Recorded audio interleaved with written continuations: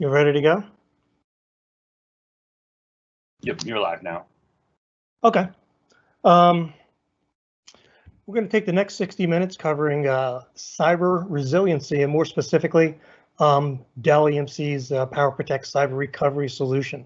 This is going to be a resiliency solution available to customers to set up primarily in their data center as an option to go to get locked, secured copies of your backups. We're assuming today that, if someone's looking at taking primary storage, they're also looking at taking secondary storage, and this would be kind of a locked copy of secondary storage and a group of copies. It's all according to what your retention period is on these locked copies.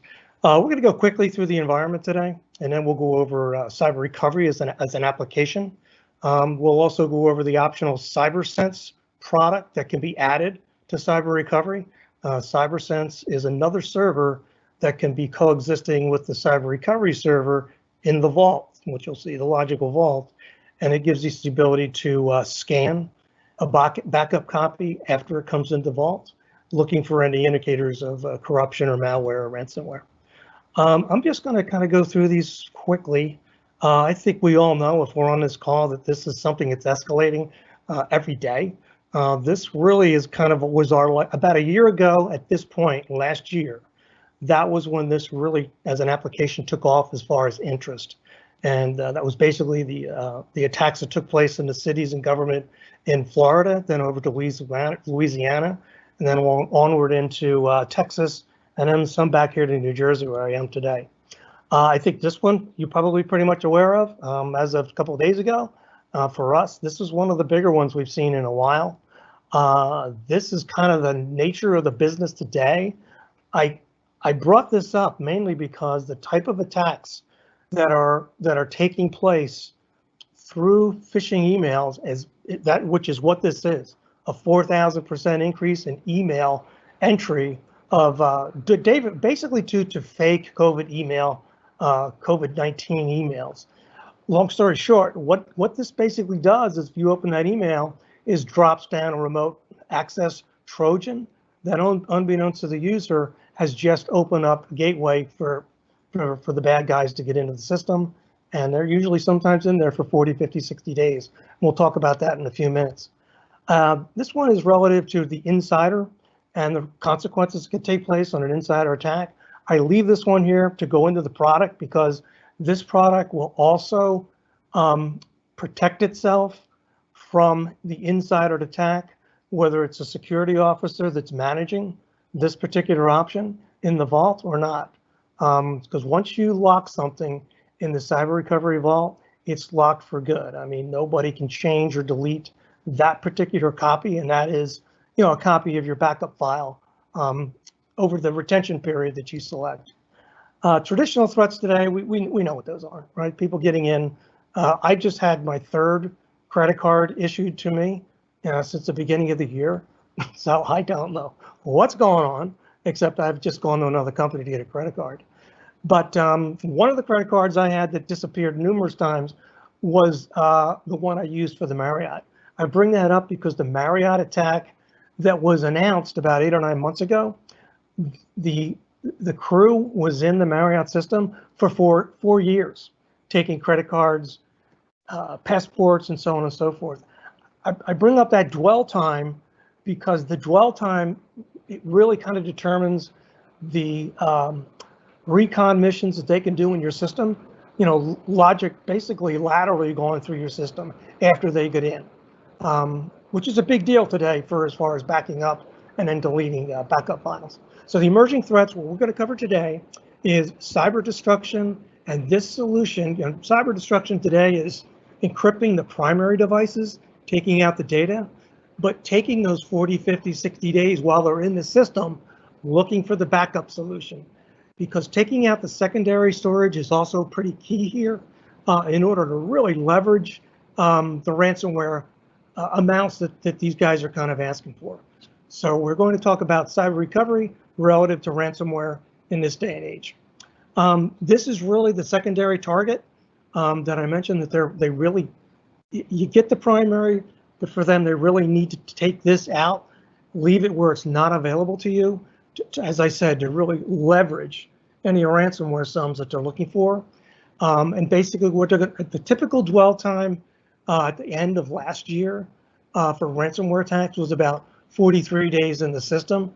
That's increased since, and that dwell time, really the primary part of that dwell time is to become the backup administrator and or pick up the entitlements of the backup administrator to take out the master server, the media server, mainly the catalogs and the indexes, so that as a user, you may even be left with your tapes, but you're going to be weeks recovering from those tapes if you don't have any way to index and catalog and pick up the backups to start doing a real logical complete restore. So our view of it with this solution is that everything in production is a target. So we could take our solution, we put it in production, retention lock the files on that unit as we can and as many of the competitors can do today. The problem with that is if the bad guys and the black hatters looking for that solution, find that solution, find the backup files that are retention locked, then they just step back and do the work that they need to do to basically take out the unit. So for this particular application, we're going to apply a vault. It's going to be a third tertiary copy of your backup data. It's going to be on an air gap. With that air gap, we're going to have the ability to, in a protected fashion, open that air gap. For here, we'll just say we do it every 24 hours to bring in the latest copy of the backup file that took place, and in a protected way, bring it in the vault, retention lock it, and at that point, as an option, and I would select that, take that backup copy in an automated fashion, hand it over to a scanning server such as CyberSense. So this is a solution. It's interesting. We've just, or at least my team, has finally been brought into this Sheltered Harbor initiative that Dell Technologies kicked off about 18 months ago. So we have become the first Sheltered Harbor solution provider. If you look at the three silos that make up their framework for recovery of financial institutions, they have basically selected this solution, cyber recovery, as the vaulted silo within their framework. Interestingly, they kicked off the groundwork to investigate the creation of this alliance and this framework, this backup framework, at about the same time we were creating cyber recovery, which was right after the Sony attack, which was about, she's almost 5 or 6 years ago. So our integration lab out of our group, our executives after that attack at Sony, which was basically an attack to just destroy the corporation itself and just completely eliminate them. They were asked to go take the products we have and look and see if we could have a product that we could use that would better protect backup copies in an environment that would be off the production network. So that product came out in 2015, and it was called Isolated Recovery as a Solution. So it was using our data protection appliance, several features of that appliance to enable a protected air gap and a place to retain and lock backup copies. It was scripted, so we would set it up with the scripts, basically bash scripting, to help to kind of through a bash menus, give the user and really our PS organization the ability to set this up for a user in an automated fashion and to basically let it run on a daily basis. So after we were merged with Dell Technologies, they took money and applied it to the solution. And basically from that point, we went on to develop something called Cyber Recovery. And Cyber Recovery is an application that's packaged, it's kind of an umbrella over Isolated Recovery to give the user the ability to manage, automate, and work with the Isolated Recovery solution within the vault. So it's a Docker-based solution. The key thing about it is it'll have canned scripts that you can schedule on the inboard scheduler within the server.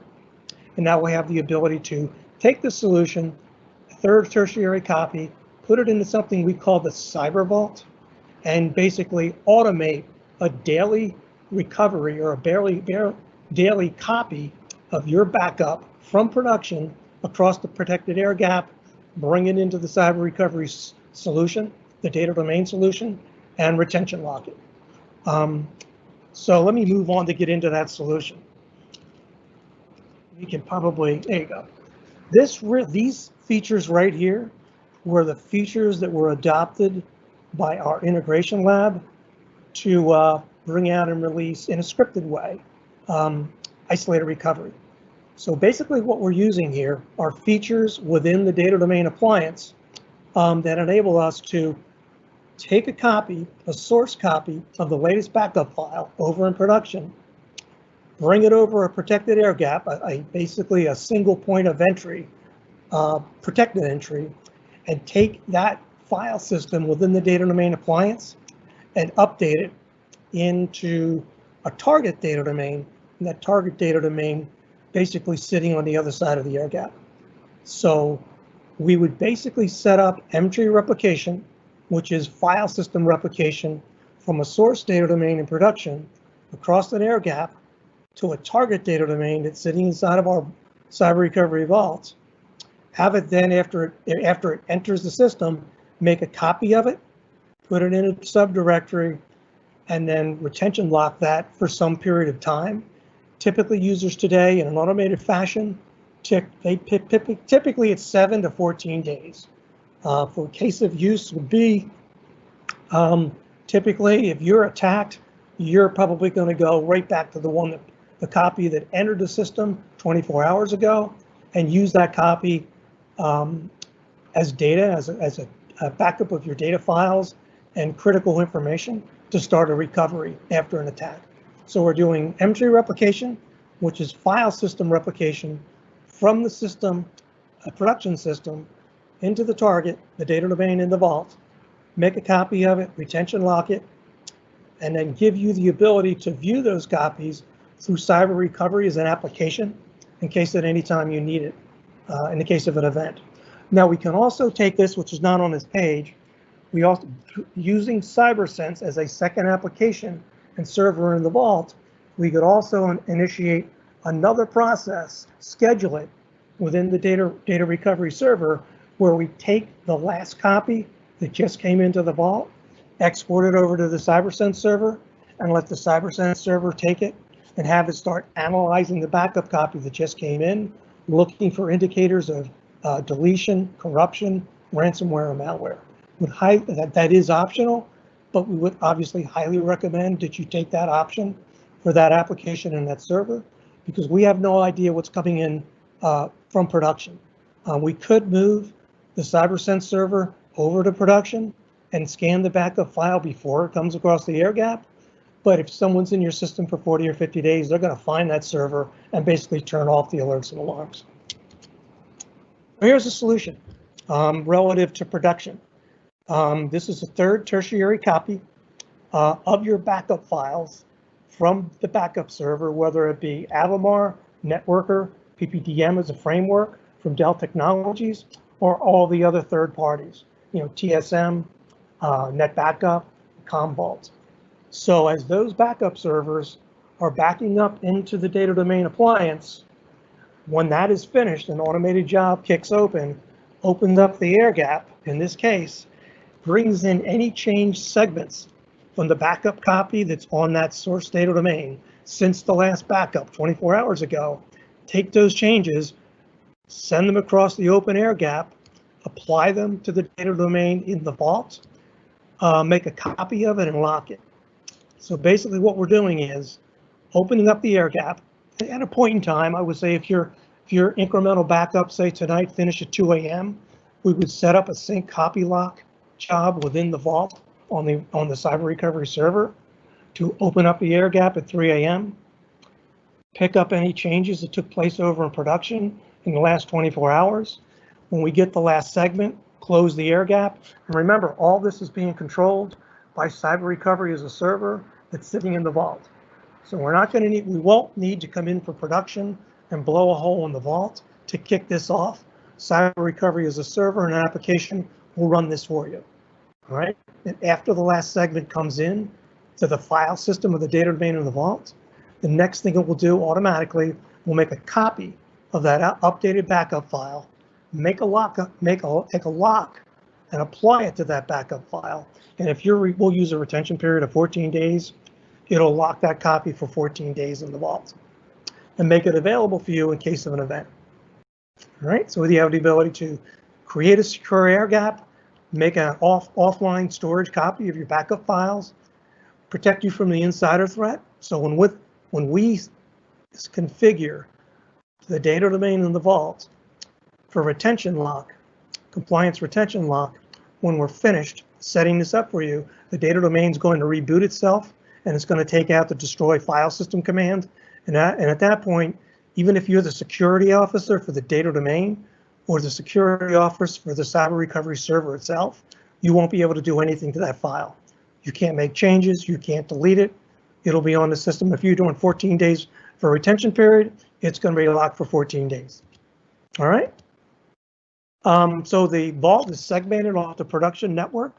It's a single point of entry as an air gap. It's a hardened single point of entry. We're going to use the data domain, the DDoS data domain operating system that runs on the data domain is based over top of a Linux operating system. So as it ships, we'll just during installation, we'll take advantage of the IP tables firewall that's at the bottom, within that Linux operating system in the vault on the data domain. And we will basically take two sequence entries.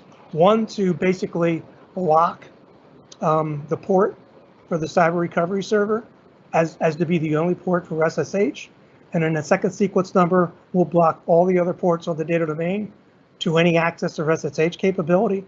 And that firewall pretty much restricts any entry within the vault, any change to anything to the data domain in the vault. So everything is managed from within the vault. We can set it up in an automated fashion so they can run every 24 hours, be kind of a force multiplier for you. You set it up, walk away. Somebody doesn't have to go down there for 2 or 3 hours a day to manage it. We would highly recommend that you create, during this installation, a single point protected, single point of exit for messaging out of the vault. So what we would typically recommend is either a one-way firewall, one-way secure VPN, or a real hardened capability, which would be using a data diode, which has a transmitter and a receiver. The receiver is sitting over in production. So we have the ability for cyber recovery to send messages to you to your workstation and also send emails relative to activity in the vault, and enable CyberSense as the optional scanning server to have the ability to send alerts and messages, and in the case of finding a suspect file, create a report and a forensic report out of that data diode or out of that single point of exit and send that report to you as an attachment to you as an email. So if we haven't had any questions yet on this, I'm going to move on from this graphic. And so this is cyber recovery. So let's go back for a minute. If you look at the cyber recovery server that's connected to that data domain on this graphic, if you were sitting at that server in the vault, this is what you'd be looking at. All right, so this system and the setup that you're looking at, wherever you're sitting right now, you would be sitting in the vault. All right. So as a Docker-based application, we have a menu over in the left-hand portion of the dashboard, and everything you see in the left-hand side there are based on REST APIs. So it's a full REST API-based application that's running in the vault and managing the data domain, managing the alerts and events. You have the ability to create policies in there. Those are basically job descriptions that give you, which is what you're going to want to take here. And the classic one is going to be the secure copy process. Just grab that REST API, reference the data domain, and it'll open up the vault, sync the data from production, make a copy of it, and lock it and retention lock it within the data domain in the vault. You also have the ability to do automated recoveries today at this point for if you are a networker customer to do an automated recovery in the vault.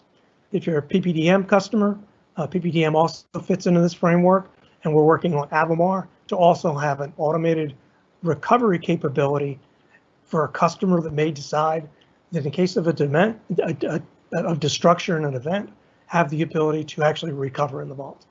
All right. So there's 4 cards on the dashboard. All right, the one on there on the upper left-hand side, probably the most important one. That's the one where you'll look at alerts and events that take place in the system. If CyberSense finds a suspect file after it scans the copy that just came into the vault, it'll create a critical alert that'll be sent to the cyber recovery server in the vault. That'll show up on the dashboard, and then it will also, using a protected source of exit out of the vault, send you an email out to your workstation. This is the vault itself and the jobs that have run relative to the air gap, jobs that have run relative to that air gap, and then here's a security alert relative to it looks like it's kind of an authority alert relative to Avamar.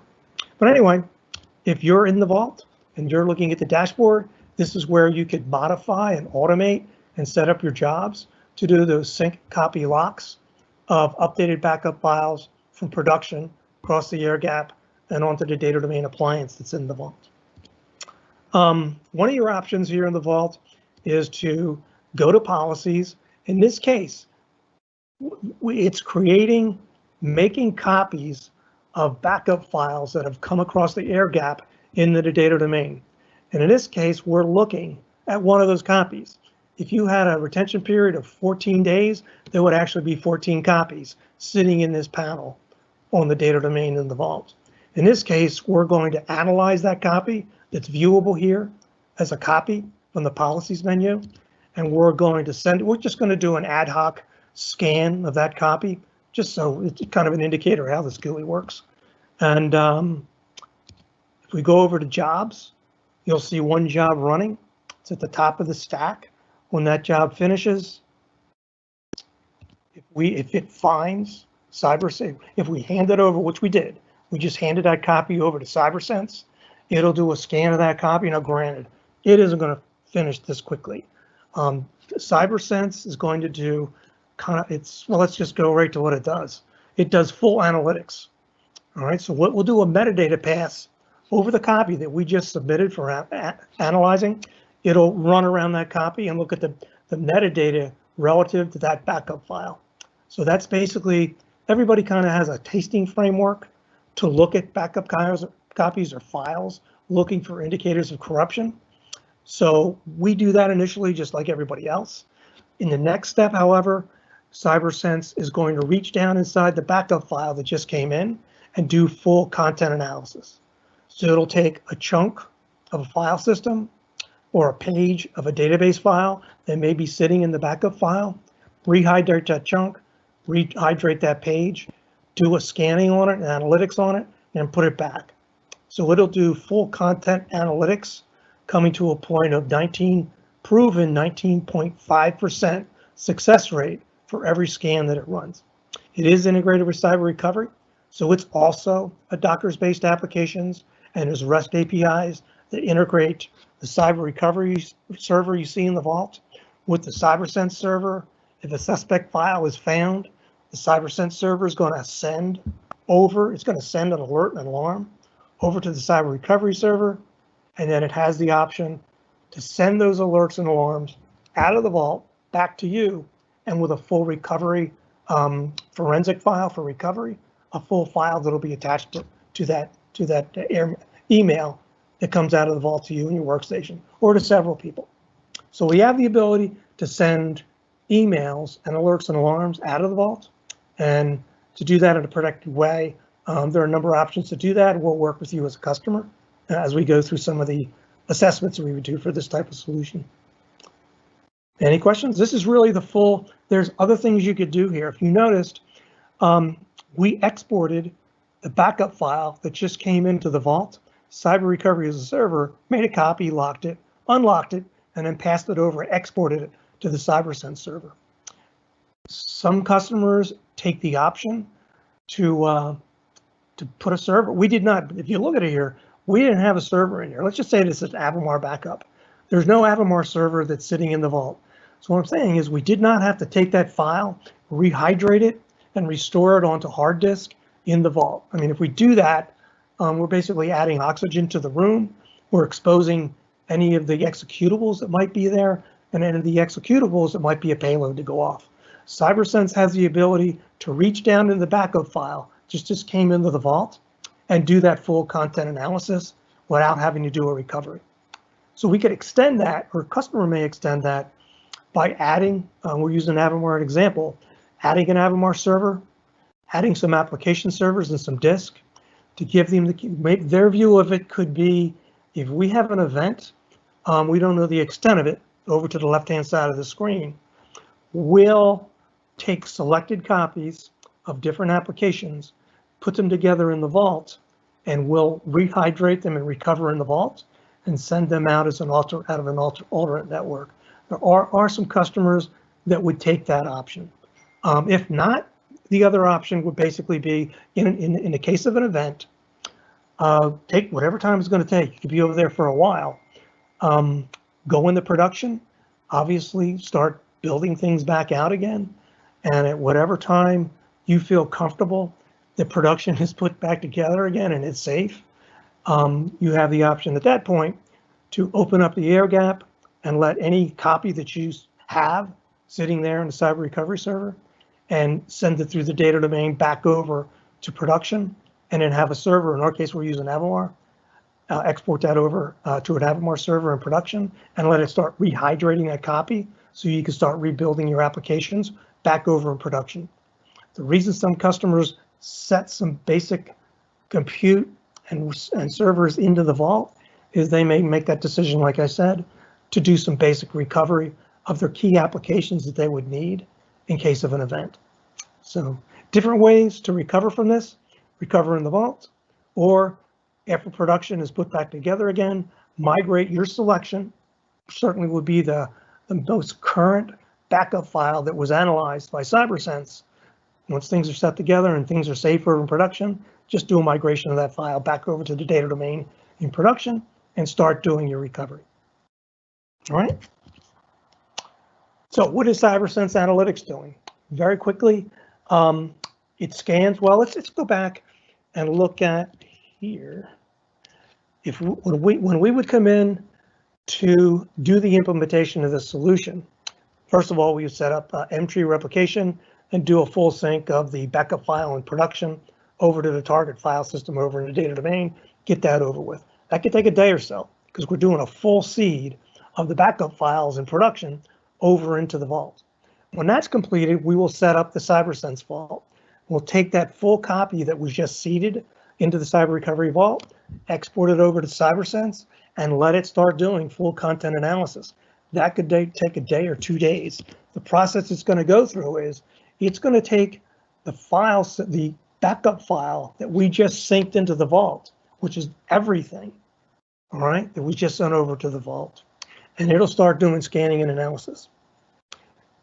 After that day or two during that scan, it's going to pick up, it's about 106 statistics relative to its scanning and analysis of that first file that looked up, it scanned through. And it's going to start creating its own proprietary database of those 106 statistics relative to that backup file. When it's finished, and then we take the system live, every evening we're opening up the air gap, bringing in a copy, going to make another copy and hand it over to the analytics server. It's going to start doing full content analysis again, and it's going to start doing machine learning relative to the first pass that we did on installation, relative to the one that we're just doing now. And it'll do that every 24 hours as we're doing the analytics, setting up machine learning and artificial intelligence relative to what it's seeing during the during the scan. And it will eventually pick up unusual activity on a file system or a database in itself that could be an indicator of damage that's being done to any of the backup files or databases that are in that backup container. And then again, it'll repeat that every night, continuing to do AI, machine learning, looking at, and that's why it's going to take some time here, and it's going to take a little bit of compute, because it's going to keep taking everything that's sitting in the database and comparing it to what just came in, even considering unusual activity to a file that it didn't see the night before. If it sees something, it'll pick it up, and in your case, build out a forensic file and a report. You have the option at that point, like we said, with a single protected point of exit, take that forensic data, send it over to you as an alert and alarm to your workstation, and then also send the recovery file, not recovery file, but take the forensic file, which is going to give you instructions on where the last good copy of that suspected file is. So that if you wanted to, you could rebuild the backup file if you needed to recover everything and treat it as one good, pure backup file, atomic file that you could use for recovery and rehydration. All right. So let's go to, these are some of the services that we would highly recommend as you're looking at this solution. The workshop would be a key one because we're not expecting you to take 100% of what you have in production and bring it into the vault. We could certainly do that, but that's going to be a big vault. So as you would do disaster recovery planning, and this is, disaster recovery planning, this is going to be that third tertiary copy doing cyber recovery planning. And initially up front, you take a 1 or a 2 day workshop where we would work with you through that cyber recovery assessment, picking up what you'd like to put in the vault. So at that point, as key owners of applications, you would kind of be making a decision as to what you'd like to start rebuilding within the first day to give those users access so you can actually start some of the major portions of the key portions of your company, or in your case, a city or a municipality. All right. We could do advisory services to take it to a week or 2 weeks if there's a lot more here than we expected. And we also have the typical deployment professional services to install the data domain, sync the target data domain, set up the cyber recovery server, and set up the CyberSense server within the vault. So we have a full set of professional services that we can bring to bear, and it's all according to your environment and your needs. Now, what do you put in the vault? You're certainly going to take your selected file systems and databases that you think would be important to you to start your recovery, right? So this is a great application and a great solution to protect your file systems and your database and resync them on a 24-hour basis over the protected air gap back to production. However, if you're going to recover from what's in the vault, the file systems and databases, you in production, you're going to want a way to get to them. All right, so you may want to bring your Active Directory over there, your certificates, your event logs, the configuration files for your network, your backup hardware configurations. I mean, these guys, if you look at Pitney Bowes from about 2 months ago, in that particular attack, they had all the disk drives were corrupted. I mean, they had to buy all new disk drives. In their case, it would have been nice to have a backup, the hardware configuration files to rebuild them to kind of shorten that recovery time. But this is a really good example of starting an assessment with a user after picking the applications and the files and the databases that you'd like to put in the vault. Come back and take a really reasonable approach to this and think about those things you may also have to recover relative to your ability to access, recovery on those file systems and databases and applications. I mean, if you look at NotPetya, that attack, 2014, one of the companies that would hit, which is famous, Wired did a good story on that about 3 years ago. So for Maersk Shipping, they were gone in like 2 hours. There was nothing left. 4,500 workstations were done. 8,000 servers toast. After 5 days of kind of being dead in the water, they realized that they had an office in Ghana in Western Africa that's just not on a very good power system, the power grid, and they had been offline at the time of the NotPetya attack within Europe. So at that point, they realized that if someone was to just take the disk drive and fly it up to London, they had a good Active Directory, and for their type of business to get those containers moving again, they felt with the Active Directory they could start to do some restorations at their main data center in the UK and start to get things moving again. I mean, they're still rebuilding. I mean, even a year or so after that attack. But in their case, they had they ended up with not planned. They did have a cyber vault because it was offline, and they did have a piece of something sitting in there that they could use for recovery. And I just kind of give you an example of some cases of things you might want to pick from this list that you think you might need, along with your selected file systems and databases to do a recovery. And that is the last slide that I have at this point. We could take any questions if you'd like.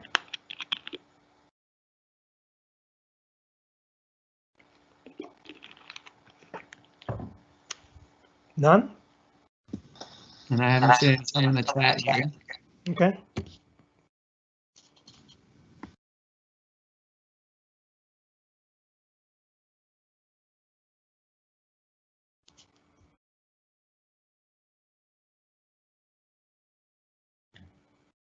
Okay.